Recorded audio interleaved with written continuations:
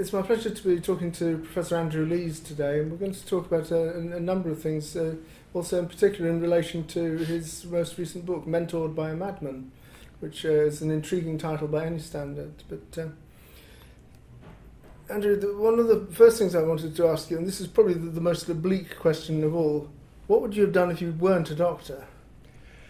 Well, I wanted to be a botanist when I was at school. I read Richard Spruce's notes of a botanist on the Amazon and the Andes, and was very involved with natural history.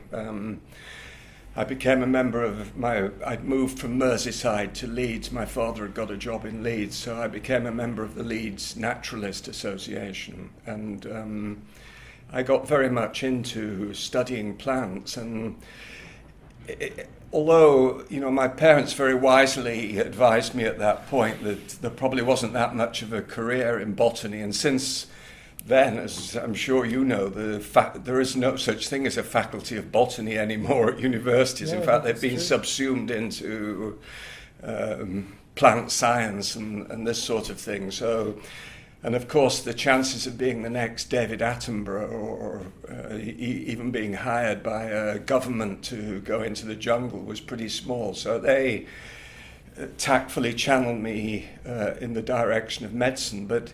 And of course, botany used to be part of the medical curriculum in the 19th century. And when I look back now, I think that my interest in botany has helped me a lot in medicine, not just through materia medica and, of course, the notions that there might be a remedy for all medical illnesses in the plant world, but also in teaching me the importance of paying great attention to detail in observation, the importance of recording accurately what I do, and also, in fact, that when I got into botany, it put me in touch with learned individuals who encouraged me in the sort of concepts of study outside school, which I think also is something I would recommend to young people. Everybody needs a guru at some point. I think it's a very good point, and as you said, the relationship of disciplines, I think, is also important.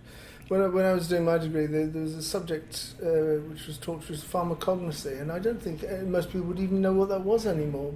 But obviously related to being able to identify plants from small pieces of plant. Yes. And of yes. course, there's. But that also kind of leads me on to my next question, which is not really a question, but you mentioned going off into the Amazon. You'd pretty much done that yourself, and which is covered in the book. Tell us a bit about that. Yes, well, one of the other quests, I suppose, in this book, and there are many quests within it, as you know, as you've read it, and when I was a child in Liverpool, my father used to take me every weekend to the docks, and we used to watch the ships coming in, and the one that particularly caught my eye and had an influence subsequently on me was the Booth Line ship coming in from the Amazon, the Hillary. It's called the Hillary. It was a steamer, and it was in the 50s. People, rich mill owners and so on, were going to the Amazon on this. It was a sort of very early cruise ship. But once all the tourists had got off, one of the sailors came down the gangway, carrying 2 parrots on his shoulders, and I was 5 or 6 years old at this time. This had a very strong effect on me, and my father got talking to him. He was called Barney. I remember his name was called Barney Lafferty, and he told us that he was going to sell these to macaws in one of the pubs on the South Dock, near the South Docks in Liverpool, and this kind of opened my eyes to the fact that there was this different world out there across the sea, very exotic, very exciting. I was already interested in natural history generally, and I think that kind of formed a sort of imaginary link with Brazil. I mean, I had really no idea what Brazil was like at that time, but then when I joined the staff here, many Brazilians postgraduates were coming to Queen Square to study, and some of them I tutored, and they you know, in the course of tutoring, which I'm sure you've done too, you get to talk about things outside work, and some of them taught me a lot about Brazil, and of course they went back to Brazil, so I got some postgraduate linkages with different universities. So as I approached retirement and began to feel as if I was treading water a little bit with my scientific research, I went to spend some time in Brazil, and it was then that I started to follow it in William Burroughs' footsteps into the rainforest. Yeah, and you said you followed them very literally as well, from what I gather. But I think it's. I mean, one of the things which I wanted to get you to talk about is the notion which is, I think, almost untouched these days, is this idea of self-experimentation. And I was going to say I'm all in favour of it, I, with some reservations. But I mean, you've certainly tested any number of things in yourself. I mean, of course. Neurology is full of self-experimenters, and many of them have made significant achievements. For example, Henry Head, who worked at the Royal London Hospital and at Queen Square, severed his own nerve in order to study the innervation of the hand. That takes astonishing courage, I think. And MacDonald Critchley, who was one of my teachers, although he was already in his late 70s when I first met him, took mescaline when he was a young man in a sort of formal setting, because he was interested to try to understand the mechanisms of visual hallucinations. There wasn't any models of that, so the only way he could really look at that was through self-experimenting with drugs. And when I started at UCL in the 70s and 80s, it was not considered at all unusual to self-experiment. I mean, in fact, it was almost accepted as the most ethical approach to testing new drugs, that if you were going to test a new treatment on people with an illness, then what could be more ethical than testing it on yourself first? Now, of course, N equals 1 is not science, it's subjective, it's biased, and of course it's in a way risky. So these are all the things, as you know, that have made it harder to self-experiment now, and people they're almost bred out of medics and researchers, I think, generally. They said that the everything is caution and litigation. I think that's right. I think the only people who are doing it now are psychologists, and a lot of that's done on an underground basis, sure, rather than... Well, the work on mescaline is interesting because, of course, that kind of opened the way towards our understanding of the 5-HT systems in the brain now. Exactly. A lot of it comes from work on mescaline and LSD. Yes. I was impressed to see that Sandoz actually tried LSD as a treatment for Parkinson's, I believe, in the early days, or it was well, they didn't examined, maybe. Yeah, they... You know the story of LSD, and this is not probably in the course of this interview, but I mean, we were approached in the mid-70s by Sandoz to test a new lysergic acid derivative called bromocriptine, which, if you look at the structural formula, is fairly similar to LSD-25, which is the basic component. So essentially an ergot derivative. Exactly. Yeah. And it was at that stage that I learnt, I mean, everybody, of course, knew about the serotonergic effects, which were presumed to be the explanation for the hallucinogenic properties of LSD, but I also learnt at that stage, when we first started to do the trials with bromocriptine, that LSD-25 also had dopamine agonist properties, although they'd obviously been investigated preclinically, but I think nobody had really suggested it as a potential treatment. But I think the bromocriptine thing came out of that, in a sense, through Sandos's interest in ergolines and so on. The dopamine agonists, I mean, one of the great ironies for me is that I'm actually treated now with most of the drugs that I looked at myself when I was doing my PhD, and shortly thereafter there have been any number of them that I've tried in one form or another. I do remember apomorphine, though, just moving on to apomorphine briefly. I can remember seeing that marketed, it was actually marketed as an emetic, I believe, in the early days.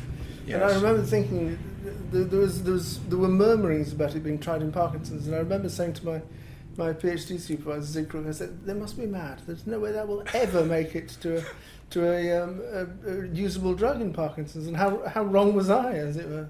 Yes, I mean, it was like emetine. It was an aversive treatment used to get rid of self-poisoning, really. Although Bob Schwab, who was working at the Mass General in 1951, did try it briefly in Parkinson's disease and showed that it did have beneficial effects, but because of the adverse effects and the short duration of action and the need to inject it, it never really took off at that point. But it's since, as you said, I think it's Britannia, isn't it, who have yes. working with it now. Yes. And different people have looked at different aspects of its route of administration and so forth. Yes. But it's. I just want to, so moving back to talk explicitly about the book, and the idea of Bill Burroughs as a mentor. The thing that most strikes me as inexplicable is that Bill Burroughs fundamentally really did not like people, whereas I always get the impression that you're quite the reverse. So what attracted you to Bill Burroughs? He's not an overly pleasant character, I think one would have to say. He was pretty tough on those around him. I think when I first read Naked Lunch in the 60s, my response to it was fairly ambivalent. I mean, some of it I found fairly repulsive and revolting. But bits of it I found very funny, and the character of Doc Benway, who's the sort of antithesis of good doctoring. Just jumping into the lifeboat is a wonderful scene. Yes.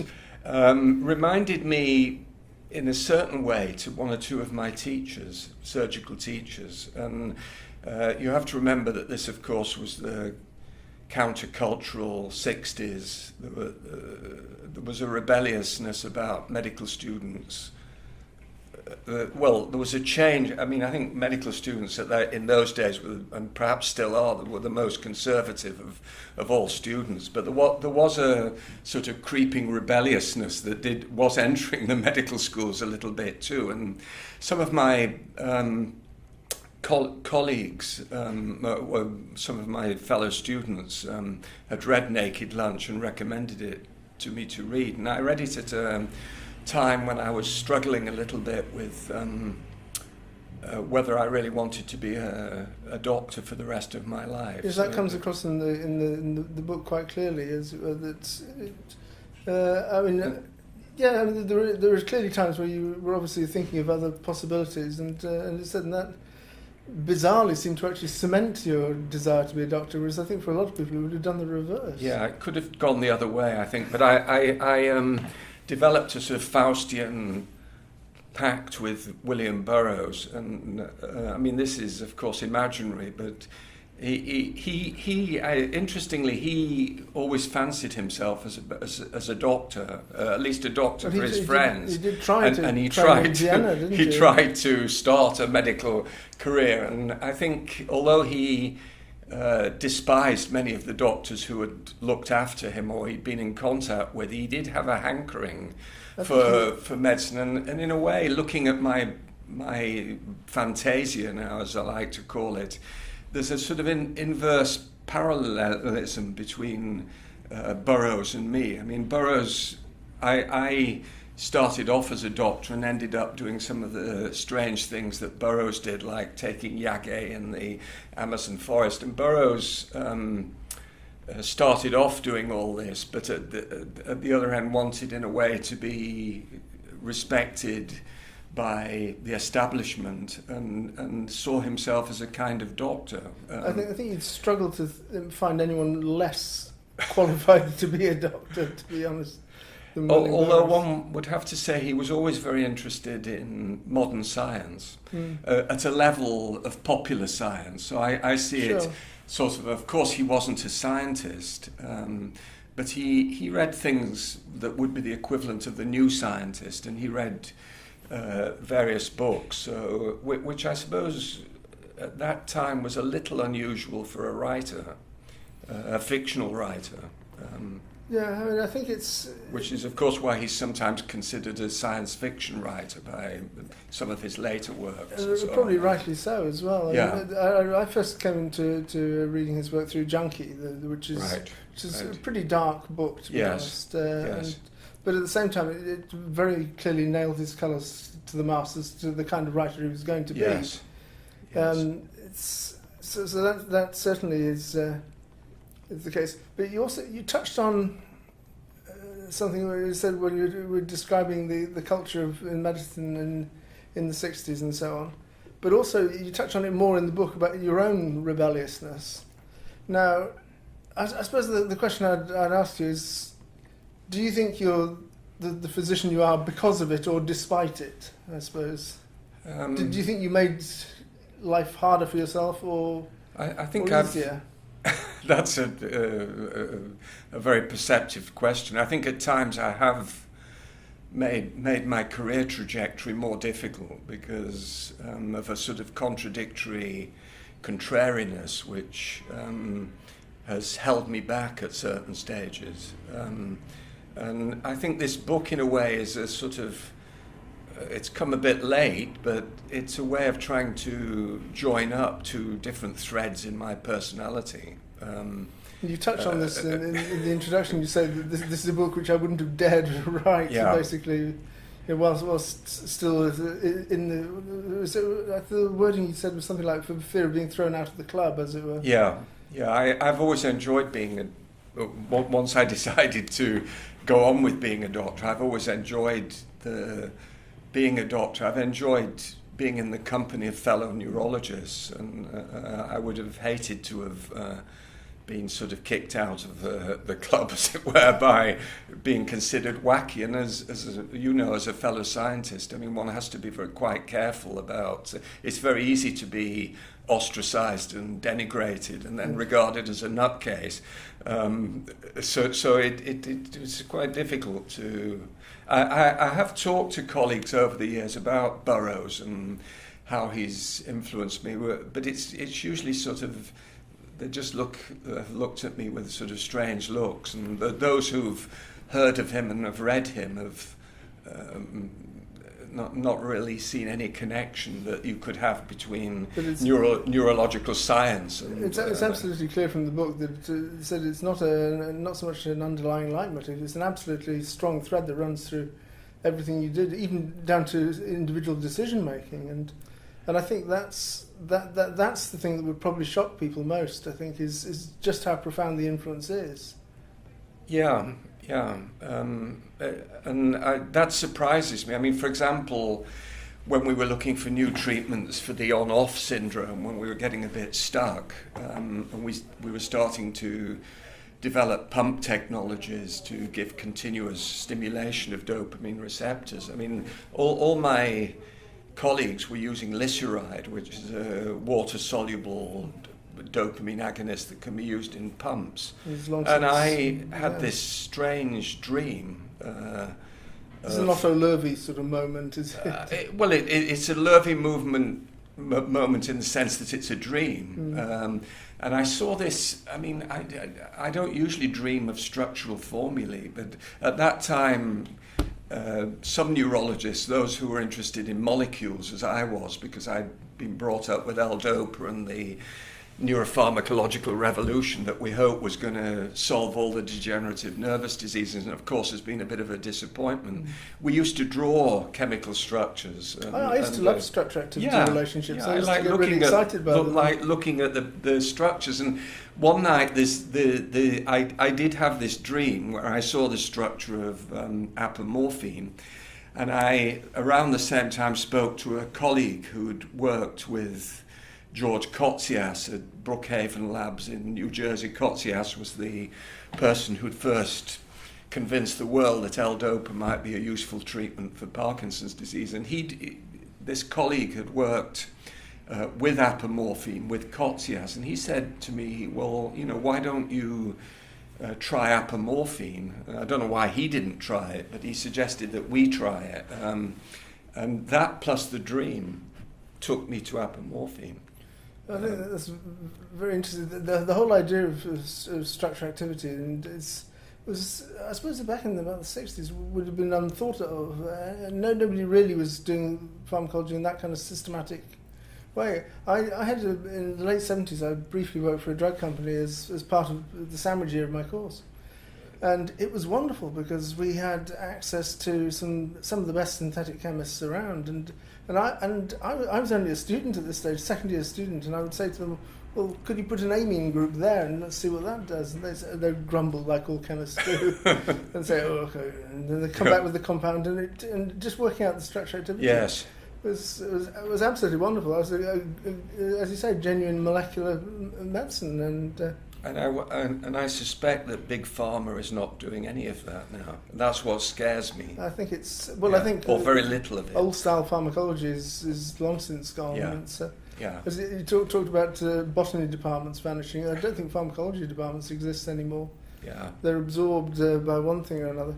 Yeah. One thing that comes across also in your book is the passion that, about neuroanatomy, and it was wonderful just being able to look at some brains there today. But the beauty of neuroanatomy, and I remember trying to introduce my children to this, and I showed them various slides, one of which was a Golgi-stained section of the human cortex, and the architecture is truly beautiful, I think. Yes.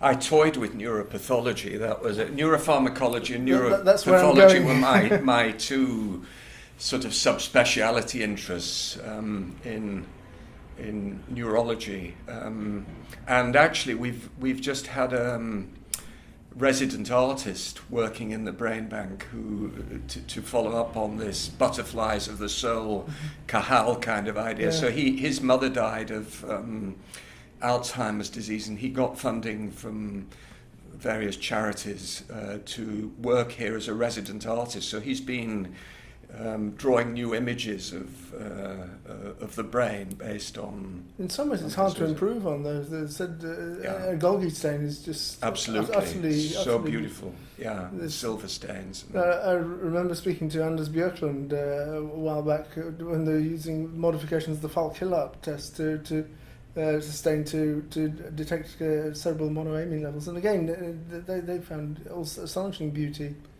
Yeah, the fluorescent histochemistry with the amines is just beautiful, isn't it? Well, the different shadings, the serotonin is yellow, if I remember right, and dopamine comes out green. Yeah. But, you also talk in the book. So I suppose that was my way of getting back to botany in a sense. Well, yeah, because comparing the shapes of these fibres and nerve cells with pattern, and as you say, mosses and lichens. Things almost. Patterns are reiterated throughout nature on different scale, though. Yes. I always think. I wanted to ask you, Zed, another very general question.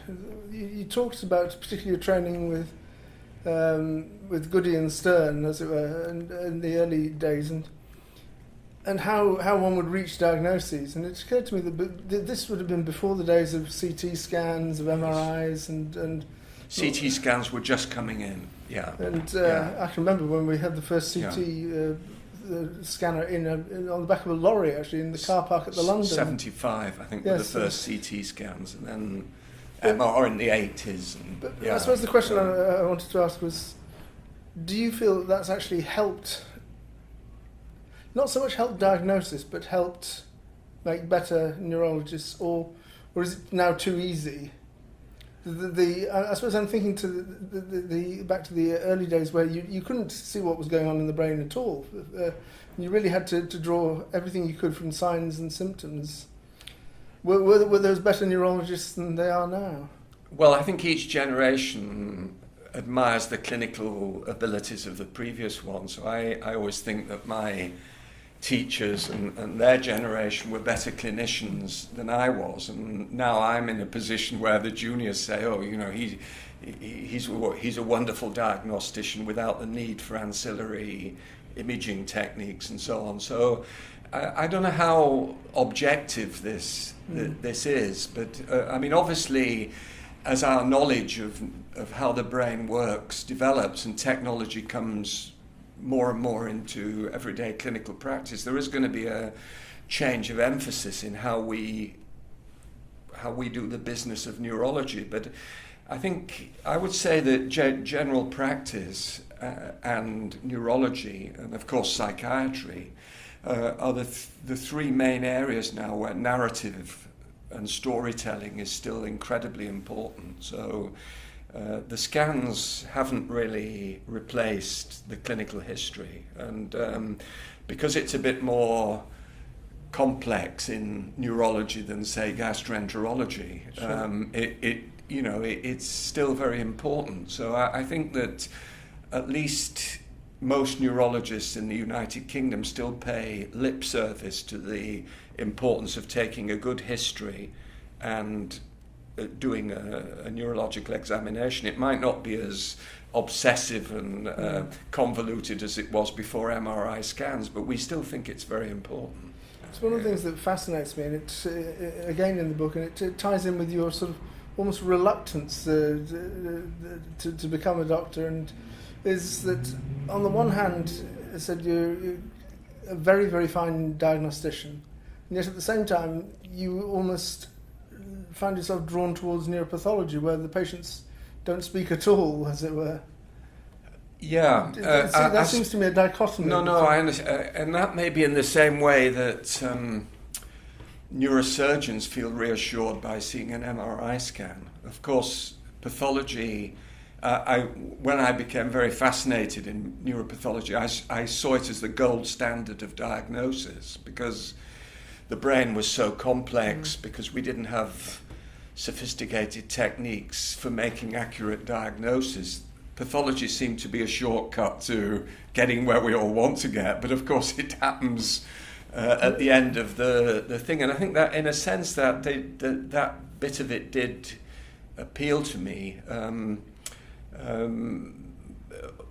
Going to brain cutting at the Royal London when I was training as a medical student was one of the highlights of my career. It was a spectacular show, and attending the mortuary and watching clinicians present the cases of patients who we'd seen on the ward and then had died, and learning really how often they got it wrong.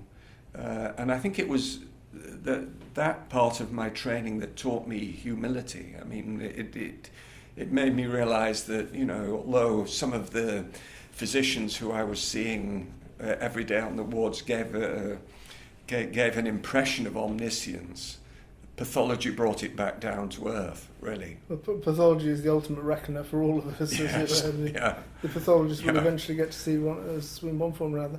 I remember when I was writing up my PhD, I used to do it in the office on the second floor of the medical school at the London, and it was at winter time, and I remember the building would be in darkness basically, and I remember hearing the lift going up in the early part of the evening, and it's the most unsettling sound. And of course, they were taking the cadavers up to the dissecting room. Right. So you probably remember the long dissecting room. Yes, they had there. yes. And they would, of course, they would be delivered on a Sunday evening, so as to minimally inconvenience people. But if you were working on writing your thesis, and all you would hear would be the creak of the grand staircase, which contracted in the cold. There was a rumour, I don't know whether it was happening when you were there, there was a rumour amongst the students when I was there that there was a tunnel under the Whitechapel Road that went from the mortuary to the Whitechapel tube station, and a connection onto Brick Lane where there was a cemetery. I mean, I never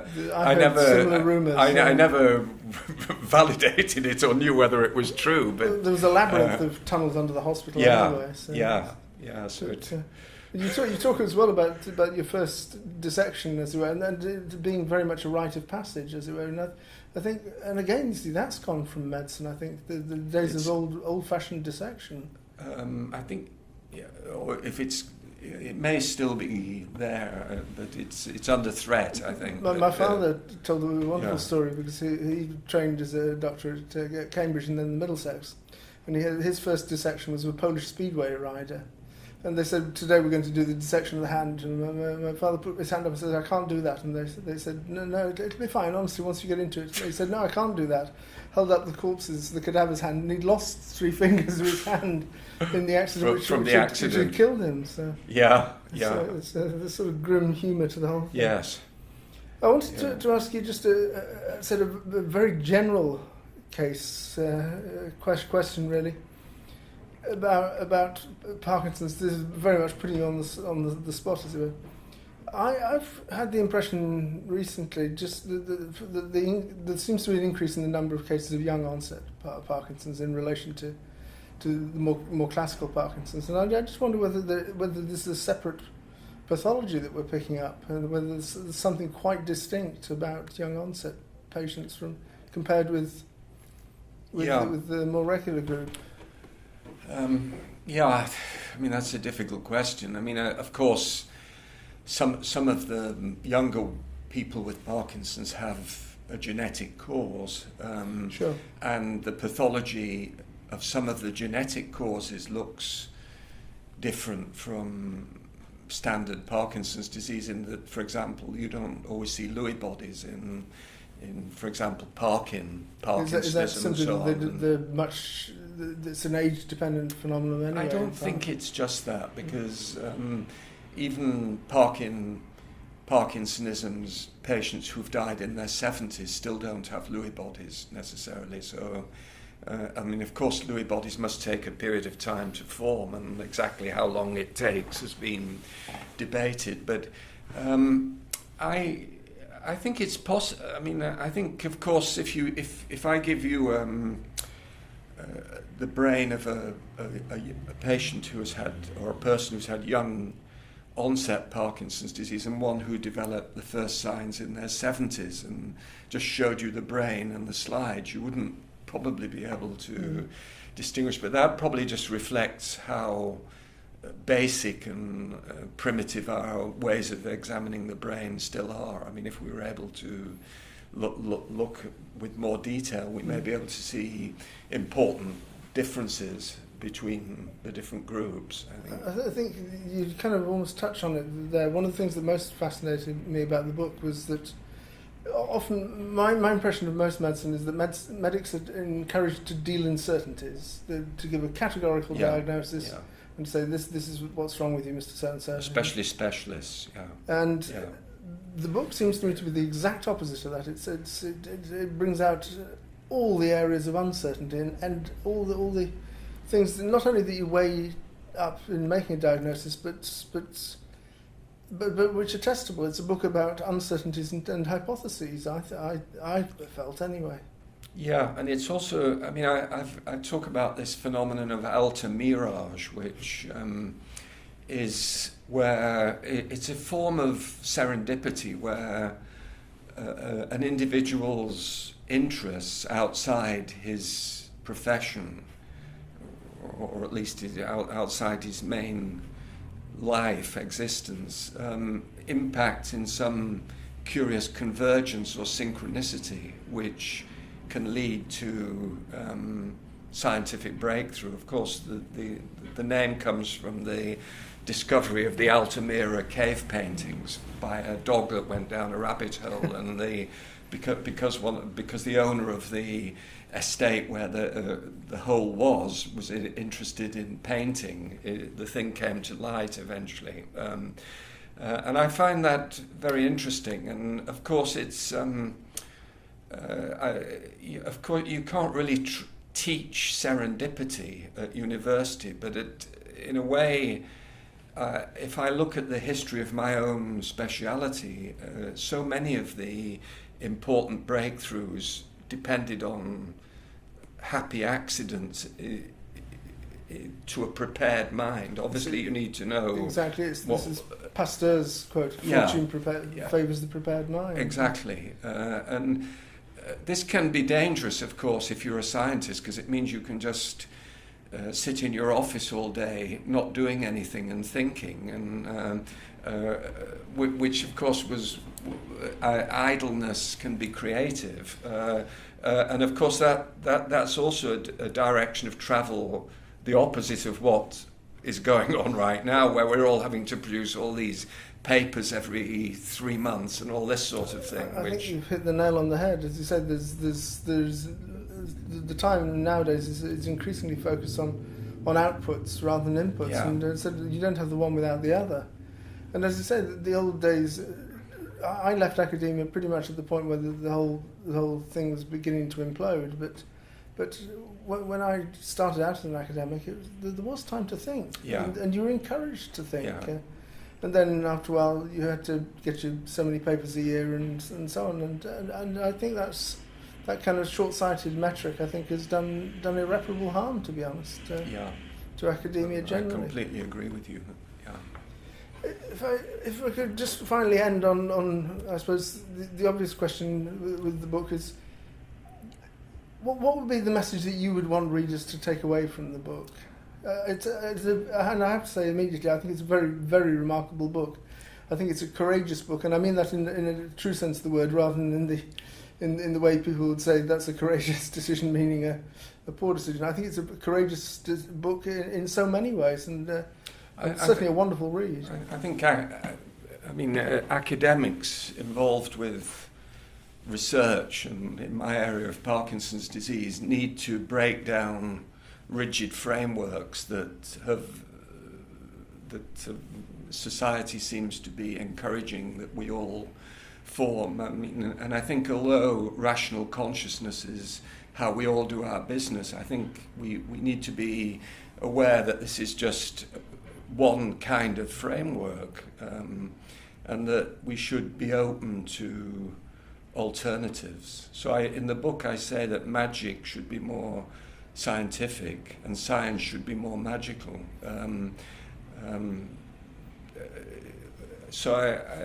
This is not meant to say that I'm encouraging pseudoscience or science fiction, but I think that people need to have the freedom, young people need to have the freedom to be able to pursue ideas which might seem ridiculous. And of course this is the history of science, but it seems to me this is getting harder for people to do what everybody thinks is wacky ideas. So for example, Patrick Steptoe doing in vitro fertilization in Oldham District General Hospital, a place where no respectable gynecologist would want to work, discovered something very important. And those little men and those mavericks who were tolerated and actually encouraged when, as you say, when I would see this as the 80s and the 70s, this was still quite possible to do these sort of things, and that seems to have disappeared now. And I would like this to go back. And the other thing with my book is I don't expect anybody else to take William Burroughs as their mentor, but I think that young people need to have an inspirational guru. And what I'm trying to say to them is that, of course, the patients are really their first line of inspiration, and should always be so if you're in clinical medicine.